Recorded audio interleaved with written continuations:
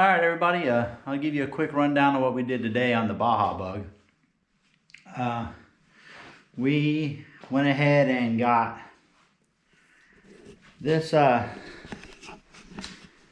went ahead and put in this hoop here for the front. Basically, be the front of the driver's compartment, I guess you would call it. Got it tacked in. We have the crossbar that runs right underneath the dash. It's tacked in. Looks pretty good. Coping looks pretty good. So, but we got that in. We got that in, and I basically cleaned up around the garage a little bit. Whenever you put these pipes in, you want to, make sure you cope these good. Cope, fish mouth, whatever you want to call it. But to get that nice and tight and it's there, takes a lot of practice. I'm still learning myself. It's nowhere near perfect, that's for sure. I mean, I'm getting better at it, but it's definitely not perfect. There's still, little gap there, little gap there, but so yeah. So here's the main gist of what we got going on right now. I know it's kind of hard to see because the bars are I got my crowded garage behind it. It's kind of hard to see exactly what bars are attached and what bars are just laying around everywhere because my garage is a mess. But anyway, that's how it looks right now. I think what I'm gonna do is I'm gonna put some bracing bars from here to here.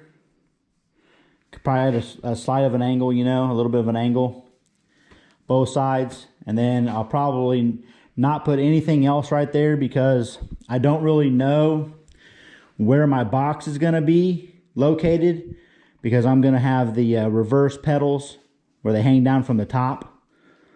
So there'll be a plate welded right here somewhere to hold those pedals. So I'm not real sure exactly where that's gonna be or where my steering column is gonna be, because I'm gonna put a Seiko rack, more than likely, rack and pinion steering on it. So my steering's gonna come probably mount up to the bottom of this bar, and then it's gonna run down through here. But then once it gets into here, I don't know what it's gonna have to do, because I'm gonna have my lower A-arm or my lower frame supports probably somewhere in here. I'm probably gonna have to notch this out or drill a hole and run it in. It's gonna be welded here, here. It's gonna extend straight out. And then the upper bars are gonna be welded somewhere in here. I just have to figure out what the best spacing is between your lower and your upper A-arms, I guess. So I'm gonna have to do some research on that, or if somebody out there knows the perfect amount of spacing that it should be, I'd love to have you throw it in the comments and let me know. Look at that. Supervisor is out here messing with my tools. Hey, what are you doing? Huh? What are you doing? But, so if anybody knows the exact numbers on that, or if it doesn't really matter, I'm sure it matters, but I need to do research on that.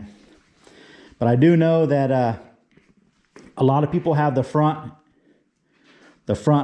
forward bars at a 7-degree upward angle from here. That way it automatically sets your caster on your spindles and stuff. So I know I'm shooting for a 7 degree uprise in those bars from there to the front. But that's all I really know for sure. I have to do a lot more research on that before I start building that. But I think the next thing we're gonna do is I'm gonna get some jack stands, put it underneath the pan, make sure it's all perfectly level, exactly. And then I'm gonna take the front beam off and probably cut the front somewhere. I don't know exactly where yet to start building the front end, but the main part of the hoop and stuff is in, so I'm gonna put some start doing some the harness bar, and I'm gonna start putting some more bracing in here. But it's getting a lot easier now that I have a point here, and then I have a point there, and I can put a tape measure and actually know what that measurement is. It's getting a lot easier than just trying to figure out in free space, how to do it, which I thought that's what was going to be the case. But I did have a few problems today. One of them was on my bender. I knew I needed like 3 or 4 inches on the front part of the bender, like right here, of extra material, or like before one of your bends. But I made a mistake and I didn't have enough on my back side of my bend to make my full bend and stay inside the follower. And so what happened is I need 6 inches of extra on the end of a bend so it doesn't come out of the follower. Because once it comes out of the follower, then it bends your pipe and kinks it. So I did make that mistake today, which luckily I only scrapped about 6 or 7 inches of pipe. So it wasn't as big a deal. I know I said scrap. Sorry. Man, she gets feisty when you say scrap. But so it wasn't too bad. Could have been a lot worse. But that's the kind of things you have to do. Like, the more you do stuff, the more you're going to run into things that you haven't come across yet. Like, I've never done this kind of thing. So me bending tubing, me notching tubing, me doing that. I've welded a lot. So the welding part is no big deal. I got that handled. It's the getting the joints perfect the way I want them and bending the tube perfect the way I want it. So that's the big things that is the learning curves. But yeah, we're working through it. So, but this is what we have now.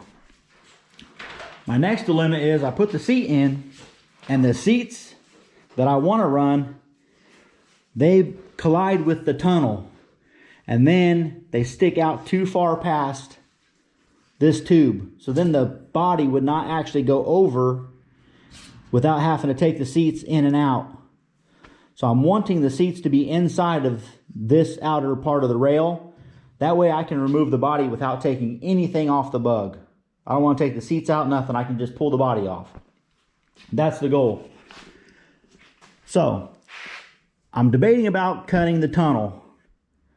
Now, I haven't done any research on it, and I'm going to tonight to see if I cut that tunnel, how much more reinforcement am I going to have to put in to replace what I cut out, or if I can just trim it and trim out what I need to trim out for the seats and leave the rest, and that would be best.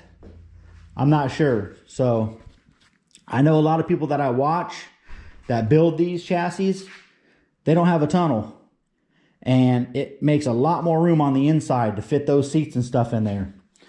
The seats I'm wanting to put in here are out of a Subaru WRX. And I also have a set of seats. These seats right here are out of a Mazda Speed 6. And both of them are pretty wide at the base, and they have the plastic and stuff on the sides. So I may have to go with like a different kind of like race seat. I really don't want to spend the money on race seats if I can get by with the WRX seats, because I really like those. But with those, I'm going to need to have the seats touching in the middle. So I'm going to have this portion of the tunnel gone somehow. So that's where I'm at on that. But yeah, so we didn't work on the Dakota today. I have to go get metal for that. I still have some tubing left for this to start putting in some of the bracing and stuff. And then we're going to work on getting this front end off. So that's our next steps. That way we can try and figure out the geometry on the front and start doing that. But I just want to give you guys an update. I know I didn't show you guys anything today as far as me cutting tubing or bending tubing or notching tubing, but I'm not that good at it yet, to be honest with you. So I really don't feel comfortable telling somebody how to do it if I myself don't know how to do it that well. So maybe by the time I get the cage done and start doing the front of it, and by the time I get to the rear and the motor, you know, the motor surround, maybe I'll be good enough to actually tell you guys how to do it and show you guys how to cut pipe and stuff like that. But until then, if you guys want to know how to do that, there's a guy on YouTube. His channel name is The Fabricator Series. Go to that, watch him. He's super good at it. He explains everything really well. And I may try and put a link down in the description to one of his videos, like his maybe his notching video or his tubing bending video. And that way you guys can go there and check it out because he's really good. So, but anyway, I guess that's all for now. And thank you guys for watching, and hit subscribe and like, and any comments you have, throw them down there and I'll read them and get back with you. Thanks. See you later.